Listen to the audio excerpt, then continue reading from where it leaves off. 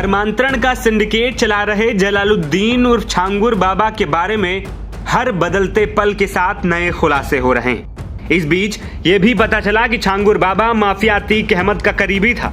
इसका खुलासा तब हुआ जब ये पता चला कि छांगुर बाबा 2014 के लोकसभा चुनाव में श्रावस्ती सीट पर अतीक के लिए प्रचार करने पहुंचा था। उसने कई जनसभाओं में माफिया के साथ मंच साझा किया। बताया जा रहा है कि श्रावस्ती के मुस्लिम बाहुल्य इलाकों में वोटरों को प्रभावित करने के लिए छांगुर बाबा अतीक अहमद के खातिर वोट मांगने पहुंचा था। 2014 के चुनाव में अतीक अहमद समाजवादी पार्टी के टिकट पर श्रावस्ती से चुनाव लड़ रहा था। इस चुनाव में बीजेपी और समाजवादी पार्टी की सीधी टक्कर थी। बीजेपी से दद्दन मिश्रा मैदान में थे और वो ही चुनाव जीते। छांगुर बाबा का कोई पैतरा इस दौरान काम नहीं आया था। वहीं इस बीच जलालुद्दीन उर्फ छांगुर बाबा को लेकर भारतीय जनता पार्टी के पूर्व सांसद और वर्तमान में जिला पंचायत अध्यक्ष दद्दन मिश्रा का बयान भी सामने आया है। उन्होंने कहा है कि बलरामपुर से सामने आई धर्मांतरण जैसी घटना मानवता को शर्मसार करने वाली।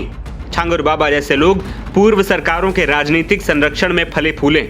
सभी जानते हैं कि ऐसे लोगों को विपक्षी सरकारों का राजनीतिक संरक्षण प्राप्त था, लेकिन अब बीजेपी की सरकार ऐसे लोगों पर कार्रवाई कर रही है और शिकंजा कसा जा रहा है। अभी जब तमाम मीडिया रिपोर्ट्स और अखबारों में हमने जलालुद्दीन उर्फ छांगुर बाबा की फोटो देखी तो हमें ध्यान में आया कि 2014 में जब मैं लोकसभा का चुनाव लड़ रहा था और हमारे सामने समाजवादी पार्टी से अतीक अहमद प्रत्याशी था, तो हालांकि छांगुर बाबा का जो गांव है रेरा, ये विधानसभा उतरौला लोकसभा गोंडा में पड़ता है। हालांकि हमारे बॉर्डर पर है। उसके आसपास के गांव तमाम मैली, महिला, पेहर, जफराबाद, मसीहाबाद, रेडवलिया, चमरूपुर, शुक्लागंज वगैरह जो है हमारे श्रावस्ती लोकसभा में है, बलरामपुर सदर विधानसभा में।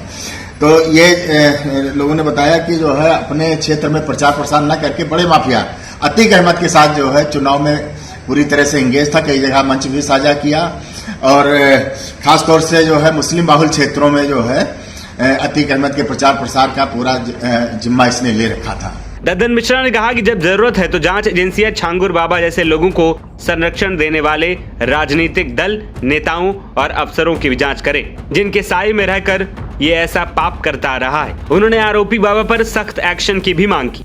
आपको बता दें कि यूपी पुलिस छांगुर बाबा, उसकी करीबी नीतू रोहरा, नीतू के पति जमालुद्दीन और बाबा के बेटे को गिरफ्तार कर चुकी है।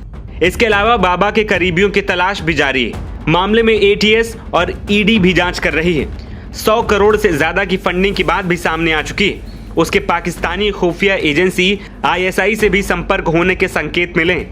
वहीं बलरामपुर स्थित छांगुर बाबा की आलीशान कोठी पर बुलडोजर एक्शन भी हो चुका है। वहीं एटीएस और ईडी की जांच में अब तक जो खुलासे हुए वो चौंकाने वाले ही नहीं बल्कि राष्ट्रीय सुरक्षा को लेकर गंभीर संकेत भी दे रहे हैं। पुलिस सूत्रों के मुताबिक छांगुर बाबा ने धर्मांतरण को एक मुनाफे वाले धंधे में बदल दिया था। इसमें पाकिस्तान, तुर्की, अरब देशों सहित विदेशों से आने वाली करोड़ों रुपए की फंडिंग, फर्जी NGO और मोटी संपत्ति शामिल थी। अब तक दर्जनों संदिग्धों से पूछताछ हो चुकी है। छांगुर बाबा के साम्राज्य के काले कारनामे धीरे धीरे खुल रहे हैं। साथ ही छांगुर बाबा ने जो साम्राज्य बनाया उसकी नींव भी अब हिलने लग गई है। NBT ऑनलाइन की रिपोर्ट।